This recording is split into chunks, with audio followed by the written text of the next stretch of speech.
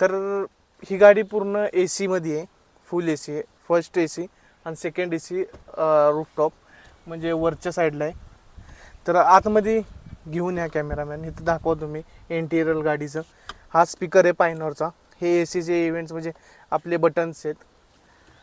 हा इथनं ए सी येतो, इथं ए सी आणि दुसरी गोष्ट ए सी फुल. ह्यात लो आणि हाय आहे.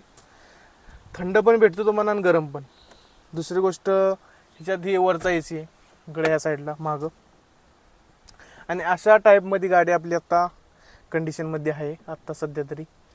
अजून ह्यात आपण बरेच मॉडिफिकेशन करू गाडीमध्ये.